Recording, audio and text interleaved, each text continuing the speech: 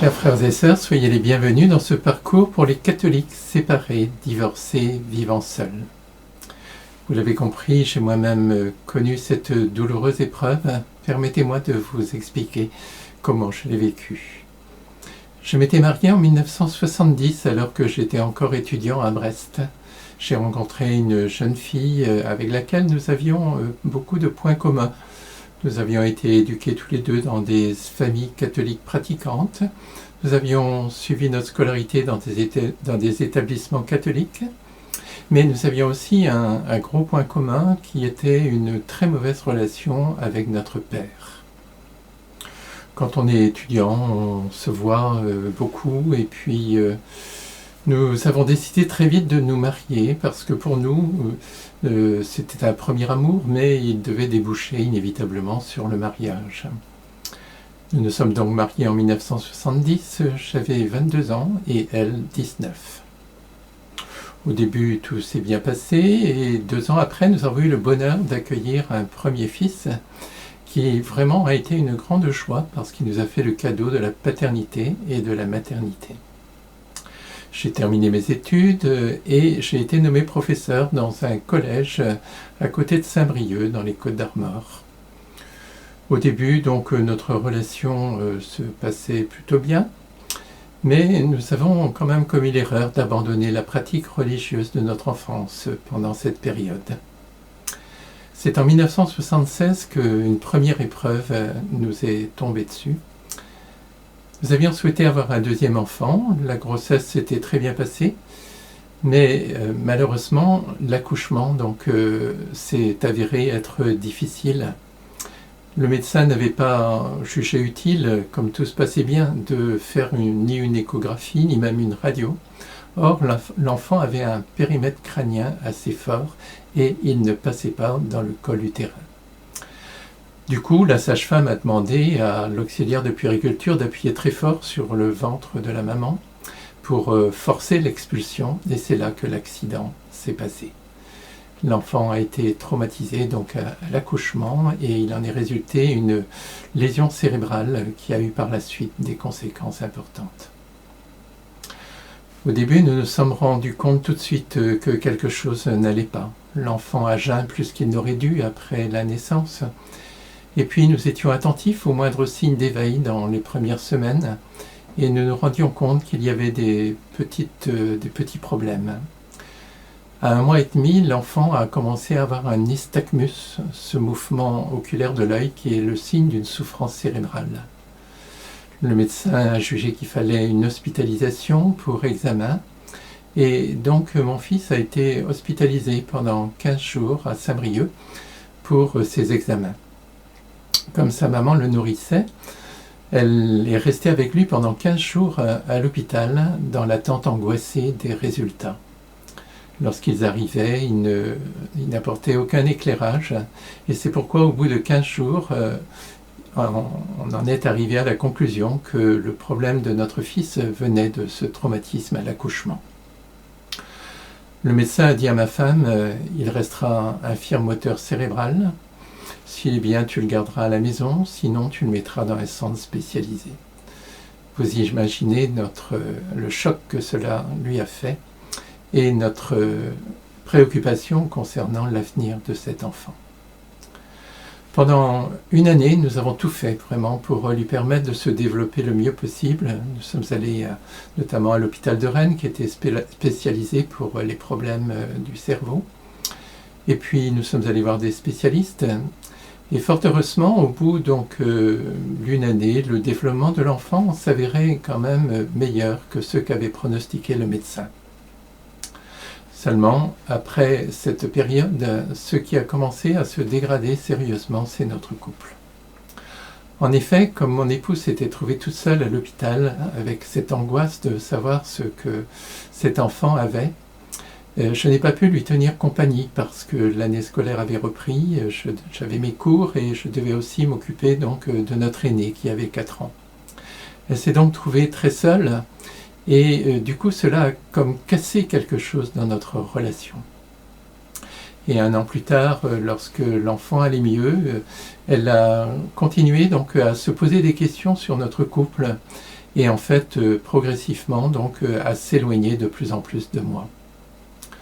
Nous essayons d'en parler et donc je lui rappelais l'engagement qui avait été pris, mais rien n'y faisait.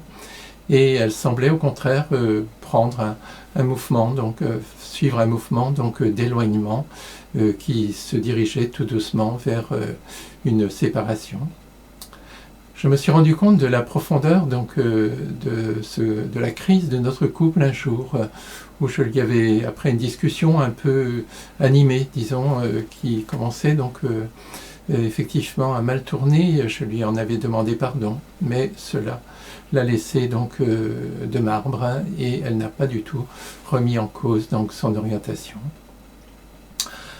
Alors j'ai décidé d'aller faire le point là, dans une abbaye, c'était en juillet 1978. Je me suis rendu à l'abbaye de Timaduc dans le Morbihan. Et tout de suite j'ai été vraiment saisi par la paix qui régnait en ce lieu. C'est un lieu vraiment habité par la présence de Dieu et les moines se sont montrés très fraternels vis-à-vis de moi, aussi bien les portiers que les hôteliers ou bien les autres moines avec qui je pouvais avoir un contact. J'ai rencontré le père Fabien, un vieux moine donc rempli de sagesse et rempli de Dieu. Je lui ai expliqué donc ce qui m'amenait, je lui ai raconté la situation de notre couple. Et avec beaucoup de sagesse, il m'a invité en fait à entrer dans une démarche de conversion. Il m'a invité à lire le petit livre de Jean-Claude Sagne, « Tes péchés ont été pardonnés ». Et cela m'a incité à faire une double démarche. Tout d'abord une démarche envers Dieu pour lui demander pardon de l'avoir abandonné pendant quelques années et lui demander pardon aussi pour mes manques d'amour. Et une démarche également pour demander pardon à mon épouse de mes manques d'amour envers elle. Je lui disais qu'avec la grâce de Dieu, un nouveau départ était sans doute possible et je lui demandais donc si elle voulait bien redémarrer avec moi. Malheureusement, elle n'a pas répondu à cette lettre et quand je suis rentré à la maison, je me suis rendu compte que sa position n'avait pas changé et qu'au contraire, elle était de plus en plus déterminée à la séparation. Heureusement, donc dans la petite ville que nous habitions, démarrait un groupe de prière du renouveau charismatique. J'ai pris contact avec ce groupe et donc cela m'a incité donc à entrer dans une attitude donc de louange vis-à-vis du Seigneur et de confiance en lui pour pouvoir donc mieux vivre l'épreuve que je traversais. Un ami m'a aussi prêté le petit livre de Michael Scanlan, La guérison intérieure, et là j'ai compris que j'avais aussi besoin de guérison intérieure. Et en particulier donc que j'avais besoin d'une guérison par rapport à cette mauvaise relation que j'avais eue avec mon père. Je me suis donc rendu une nouvelle fois à l'abbaye et donc j'en ai reparlé au moine qui m'avait accueilli. Et j'ai donc décidé aussi de faire une démarche donc de pardon par rapport à mon père. Et dans cette démarche de pardon, j'ai reçu vraiment donc une grâce extraordinaire, à la fois une guérison par rapport à cette blessure et en même temps une véritable effusion de l'esprit. J'ai eu le sentiment que mon cœur de pierre éclatait et que la lumière de Dieu donc faisait irruption avec force dans mon cœur pour le renouveler. Cela a été une grâce vraiment très très forte qui d'une part m'a aidé donc à entrer dans une nouvelle relation avec Dieu et d'autre part donc m'a aidé à traverser l'épreuve qui allait suivre puisque malheureusement peu de temps après nous avons dû nous séparer. Alors c'est vrai que psychologiquement j'étais vraiment démoli comme on l'est tous dans cette situation-là. Mais en même temps, cette grâce donc, que j'avais reçue dans l'effusion de l'esprit me permettait de surnager et puis me permettait donc d'entrer dans une relation renouvelée avec Dieu.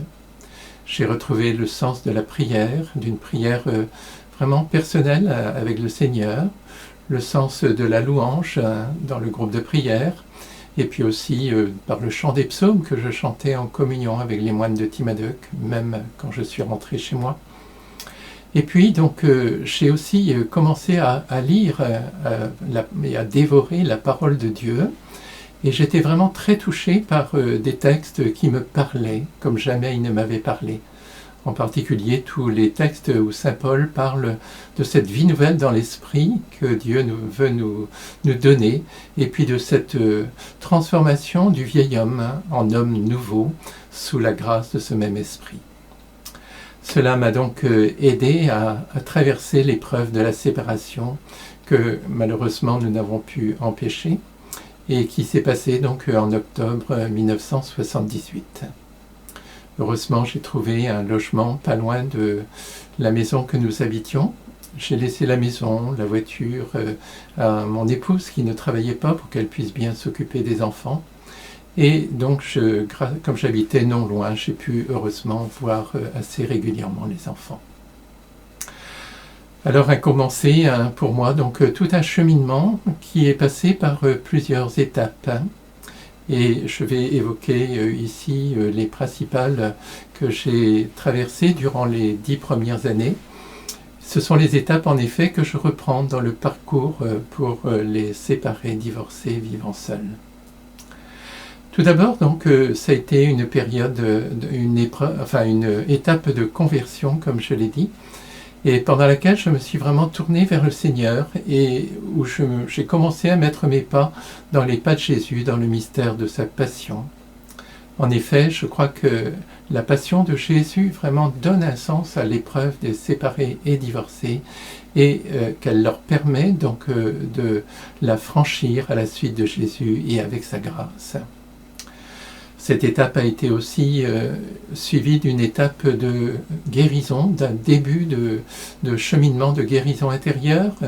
J'évoquais tout à l'heure ce pardon à mon père qui a été le début donc d'une guérison par rapport à lui. Et par la suite, j'ai continué à présenter au Seigneur ce qui dans ma vie donc avait pu me bloquer sur le plan psycho-affectif pour qu'il puisse là aussi venir petit à petit me restaurer. Et au bout d'un an ou deux, quand j'ai été un petit peu consolidé dans ma foi, j'ai recommencé à m'interroger sur le sens du sacrement du mariage. J'avais choisi de vivre la fidélité à l'enseignement de l'Église et je souhaitais en fait comprendre pourquoi donc l'Église nous appelle à rester fidèles à cette parole de Jésus qui nous affirme que par-delà la séparation et le divorce, le lien continue d'exister entre les époux séparés. C'est d'ailleurs en 1982 que j'ai écrit ma première méditation sur justement le grand texte de saint Paul dans l'Épître aux Éphésiens au chapitre 5 sur le sacrement du mariage. J'étais prêt alors donc à aussi m'engager un petit peu pour essayer donc de témoigner de ce que je vivais et puis essayer d'aider les chrétiens séparés, divorcés, qui vivaient seuls et qui ne trouvaient pas forcément autour d'eux le secours dont ils avaient besoin. Donc ça a été une période d'engagement au service de la pastorale des séparés, des divorcés, non remariés, et qui m'a amené donc fin 1983, après une rencontre providentielle, à fonder la communion Notre-Dame de l'Alliance. Je me suis donc dépensé au service des frères et sœurs séparés, divorcés, non remariés. J'en ai rencontré près de 200 pendant cette période et à chaque fois, donc, j'essayais d'approfondir ma réflexion pour mettre à la disposition de ces frères et sœurs des textes qui puissent les aider donc, à vivre également leur épreuve dans cette orientation, à vivre donc le pardon et la fidélité. Et puis au bout de quelques années, dans les années 86-87, j'ai été amené à me poser aussi des questions sur la validité de mon mariage. En effet, donc, je me rendais compte que d'une part, la situation avec mon épouse divorcée était particulièrement tendue et difficile. Et puis d'autre part, je m'interrogeais aussi sur ce mariage que nous avions vécu très jeune et qui n'était finalement peut-être pas valide. C'est pourquoi j'ai été amené à demander le discernement de l'Église et à l'accueillir comme vraiment un éclairage de Dieu sur le couple que nous avions formé. Alors ce sont toutes ces étapes que j'ai franchies, que j'ai ensuite développées dans des écrits et que je veux présenter donc dans ce parcours pour les catholiques séparés, divorcés, vivant seuls. La première étape va consister à nous permettre de rencontrer un regard de miséricorde. En effet, l'épreuve de la séparation, du divorce, est si douloureuse qu'elle nous plonge dans une misère morale et parfois aussi matérielle, telle que nous avons besoin d'abord de consolation, de sentir se poser sur nous un regard de miséricorde. C'est pourquoi nous pouvons nous tourner vers Dieu, car le Père est riche en miséricorde, comme l'a dit saint Paul. Nous pouvons nous tourner vers Jésus, puisqu'il est venu nous révéler et mettre en œuvre la miséricorde du Père. Nous pouvons nous tourner vers la Vierge Marie, parce qu'elle est une mère de miséricorde. Et nous rencontrons aussi dans l'Église, qui est une mère qui se penche sur ses enfants avec miséricorde, nous trouvons dans l'Église aussi des personnes qui viennent nous apporter cette consolation dont nous avons besoin. Alors, nous pouvons, dans une deuxième étape, nous tourner à nouveau vers Jésus pour déposer sur sa croix toutes les blessures que nous avons reçues durant notre épreuve de séparation et de divorce. Jésus est venu épouser l'humanité. Et au moment des noces de la croix, qu'est-ce qui s'est passé? Eh bien, il a été trahi par Judas. Il a été abandonné par ses disciples. Il a été accusé injustement par le Sanhédrin. Il a été humilié de toutes les manières par les gardes et les soldats. Il a été renié par Pierre et il a été accusé injustement par Pilate, qui savait très bien qu'il était innocent. C'est pourquoi, lorsque nous aussi nous vivons toutes ces épreuves, la trahison, l'abandon, l'accusation injuste, les humiliations de toutes sortes, le reniement peut-être, et l'accusation injuste, nous pouvons nous tourner vraiment vers Jésus et déposer sur sa croix toutes ces épreuves que nous avons vécues. Déchargez-vous sur le Seigneur de tous vos fardeaux, a dit saint Pierre, et il prendra soin de vous. En effet, si nous déposons tout cela sur la croix de Jésus, en retour, il nous donne la paix et il nous donne la force de traverser l'épreuve avec lui. Nous entrons ensuite dans une troisième étape. L'épreuve, en effet, a révélé en nous un besoin de guérison. Guérison des blessures reçues du conjoint, mais souvent aussi guérison de blessures beaucoup plus profondes que nous avons reçues, par exemple, dans la relation à notre mère ou dans la relation à notre père.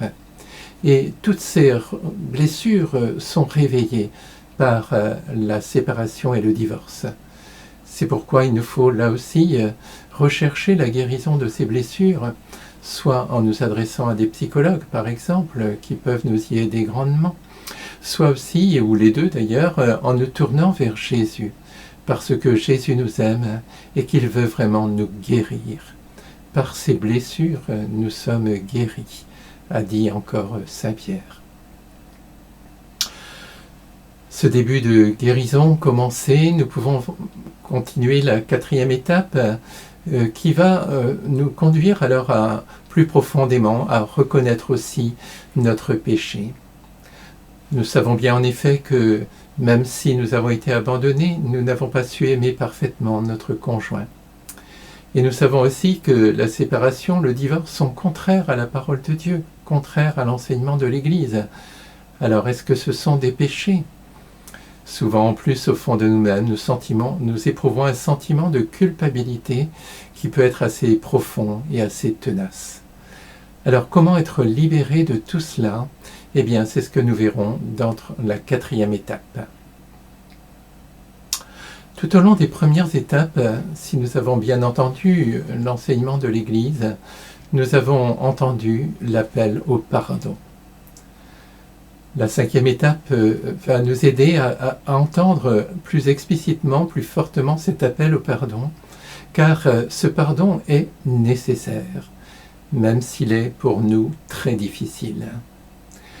Il est nécessaire parce que Jésus a été très clair, il le dit dans Matthieu 18, « Si vous ne pardonnez pas du fond du cœur à ceux qui vous ont offensés, votre Père du ciel non plus ne pourra pas vous pardonner. » En effet, le refus de pardon endurcit notre cœur et fait que nous ne pouvons pas entrer pleinement donc, dans la grâce que Dieu veut nous offrir.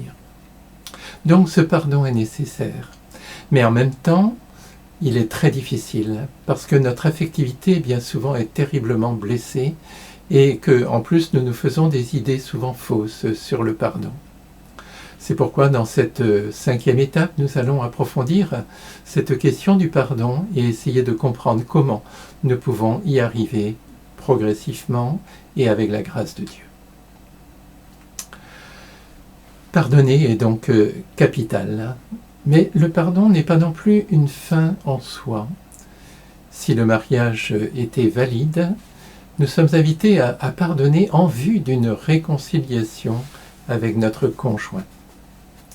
C'est pourquoi dans la 6e étape, nous aborderons la question essentielle aussi de la validité du mariage.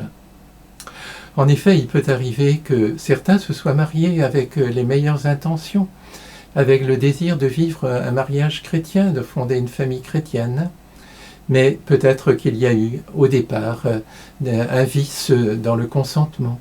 Peut-être y avait-il des blessures psycho-affectives tellement profondes qu'elles empêchaient de réaliser véritablement l'engagement qui avait été pris au moment du mariage. C'est pourquoi l'Église, dans sa sagesse et sa miséricorde, reconnaît qu'il peut y avoir des mariages qui ne sont pas valides. Mais elle seule peut effectivement examiner donc la validité d'un mariage et se prononcer sur la validité de ce mariage. C'est pourquoi, si nous nous posons nous-mêmes des questions, nous pouvons nous adresser à l'officialité de notre diocèse et lui soumettre effectivement la question donc, de la validité de notre mariage. Donc si le mariage est reconnu nul par l'Église, en effet, cela change tout pour la suite, puisque nous, à ce moment-là, nous ne sommes plus tenus à la fidélité à notre mariage, à notre engagement du mariage. Et si nous le souhaitons, ou bien si nous en recevons l'appel, nous pouvons même envisager un nouveau mariage et même nous marier à l'Église à nouveau. Par contre, si le mariage a été déclaré valide, eh bien à ce moment-là, c'est un autre appel que l'Église adresse aux catholiques séparés, divorcés, non remariés, et c'est l'appel justement donc à vivre la fidélité à leur engagement en prenant appui sur la grâce du sacrement du mariage. Comment est-ce possible? Eh bien c'est ce que nous verrons donc dans la 7e étape, où nous verrons comment donc effectivement en prenant appui donc sur la grâce du sacrement, nous pouvons nous aussi recevoir de Jésus, l'époux éternellement fidèle à l'Église, la grâce de rester fidèle jusqu'au bout, donc en prenant appui sur la grâce du sacrement. Pour cela, donc, les catholiques séparés, divorcés, non remariés ont vraiment besoin donc, de force. Et cette force, elle leur est communiquée tout particulièrement dans les sacrements, et en premier lieu dans l'Eucharistie. C'est ce que nous verrons dans la 8e étape. En effet, dans l'Eucharistie, c'est Jésus, l'époux éternellement fidèle à l'Église, qui vient renouveler l'alliance avec son Église et qui vient donc aussi à la rencontre des époux chrétiens, donc pour leur donner la capacité aussi de renouveler leur alliance conjugale. Et cela même au-delà de la séparation et du divorce. C'est un mystère évidemment qui nécessite là aussi un certain approfondissement. Et dans cette 8e étape, nous verrons comment effectivement le sacrement de l'Eucharistie est la force des catholiques séparés, divorcés, fidèles, et comment donc ils peuvent vivre l'Eucharistie en communion avec Jésus, l'époux qui se donne à eux dans ce sacrement. Ils ont besoin donc des sacrements, de l'Eucharistie, et ils ont besoin aussi d'un soutien humain, d'un soutien fraternel. Nous verrons dans la 9e étape ce que les catholiques séparés, divorcés, fidèles attendent de l'Église, et ce qu'ils reçoivent déjà d'ailleurs aussi des prêtres, des religieuses, de certains couples chrétiens, ou bien de certaines paroisses, de certains mouvements. Mais il y a quelque chose de spécifique dans leur épreuve, et ils ont besoin pour cela aussi d'un appui spécifique par un mouvement qui a pu être mis en place précisément pour les y aider. Le premier mouvement qui a été donc créé dans l'Église pour aider les personnes séparées, divorcées, c'est le mouvement Renaissance, qui s'adressait simplement aux femmes. Mais en 1983 a été fondée la Communion Notre-Dame de l'Alliance, qui accueille aussi les hommes et qui apporte donc aux catholiques séparés, divorcés, un soutien fraternel à travers un accueil, à travers des récollections trimestrielles, à travers une retraite annuelle, pour leur permettre de continuer d'avancer sur ce chemin difficile en prenant l'appui sur des frères et sœurs qui ont connu la même épreuve et qui vivent donc la même fidélité. Vous pouvez trouver sur le site de la Communion Notre-Dame de l'Alliance tous les renseignements sur ce groupement spirituel et donc en particulier savoir s'il existe dans votre région. Voilà donc les 9 étapes que nous allons aborder donc successivement dans ce parcours pour les catholiques séparés, divorcés, vivant seuls. Pour avoir rencontré énormément de personnes séparées ou divorcées pendant toute cette période, je sais bien que chaque épreuve a quelque chose d'unique. Je n'en veux pour preuve que les 3 exemples que j'ai rencontrés récemment. Par exemple, une femme d'une 60aine d'années, après plus de 30 ans de mariage, a vu un jour son mari arriver et comme son travail l'amenait à faire des séjours prolongés loin de la maison, il est venu lui annoncer brutalement qu'il avait rencontré une autre femme, qu'il voulait se marier avec elle et donc qu'il abandonnait sa femme. Vous imaginez le cataclysme pour cette femme et combien elle a été bouleversée par cette nouvelle qui lui tombait brutalement dessus. Inversement, voici une autre histoire qui est peut-être plus fréquente aujourd'hui. C'est un jeune d'une 40aine d'années. Il s'était marié aussi avec une jeune femme chrétienne. Ils avaient le désir de vivre un mariage chrétien. Et puis, petit à petit, le sentiment amoureux a diminué, voire s'est éteint. Ils ont été absorbés par le travail de l'un et de l'autre, par les soins aux 2 enfants qu'ils avaient accueillis. Et de fil en aiguille, ils en sont arrivés donc à s'éloigner comme cela l'un de l'autre, au point de s'interroger un jour sur ce qu'ils faisaient ensemble. Et d'un commun accord, ils ont décidé de se séparer. Un 3e exemple, c'est une autre femme qui a aussi une 60aine d'années et donc, dont le mari en fait souffrait d'une pathologie. Alors pendant des années, elle a tenu bon et lorsque son mari faisait des crises qui étaient pourtant très très difficiles à vivre pour elle et pour les enfants, elle a tenu bon grâce à la foi qui était la sienne. Mais au bout d'un certain nombre d'années, donc ça n'a plus du tout été possible et ils ont dû se séparer. Je suis à l'officialité donc depuis quelques années et j'entends beaucoup d'histoires comme ça tragiques de personnes qui se sont rencontrées, qui se sont aimées, qui ont tenté donc de vivre une belle aventure ensemble. Et puis un beau jour, donc ils ont été confrontés à de telles difficultés que leur couple a échoué. Et certains d'entre eux donc se posent aussi la question de la validité de leur mariage. Donc chaque cas est un petit peu unique. Mais je crois que malgré tout, quelle que soit la manière dont l'épreuve a été vécue, nous sommes invités à passer donc par un certain nombre d'étapes. Et ce sont justement ces étapes, j'en ai précisé 9, que nous sommes invités donc à franchir les unes après les autres. Et je les ai développées donc dans ce parcours. Alors, frères et sœurs, si vous écoutez donc ces différentes vidéos les unes après les autres, peut-être allez-vous vous dire oh ben non, je ne peux pas y arriver, ce n'est pas possible, donc c'est trop difficile. Alors sachez que la grâce de Dieu est toujours offerte quand on choisit vraiment de vivre ce que l'Église et le Christ demandent. Cette grâce ne fait jamais défaut. Et sachez aussi que donc, le Seigneur est très patient avec nous. Et Saint Jean-Paul II, par exemple, dans son exhortation apostolique sur la famille chrétienne de 1981, avait parlé de la loi de gradualité. Donc, il écrivait ceci au numéro 9, « Il faut une conversion continuelle, permanente, qui, tout en exigeant de se détacher intérieurement de tout mal et d'adhérer au bien dans sa plénitude, se traduit concrètement en une démarche conduisant toujours plus loin. Ainsi se développe un processus dynamique qui va peu à peu de l'avant grâce à l'intégration progressive des dons de Dieu et des exigences de son amour définitif et absolu dans toute la vie personnelle et sociale de l'homme.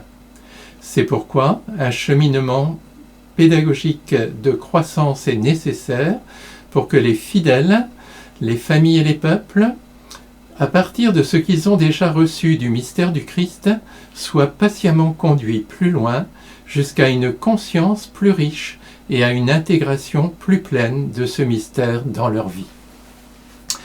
Le pape François, dans Amoris Laetitia, au numéro 295, fait explicitement référence à ce passage de Jean-Paul II. Donc, le Seigneur est patient, il nous laisse franchir les étapes à notre rythme, mais malgré tout, son appel demeure et il nous invite à tendre toujours plus vers justement une réponse plénière à son appel. Et il nous en donne la grâce. C'est aussi la grâce que je vous souhaite, frères et sœurs, et je vous souhaite vraiment que la lumière du Christ vienne progressivement, donc aussi dissiper tous les nuages sombres de votre vie et vienne transfigurer votre épreuve pour vous faire retrouver la paix et la joie.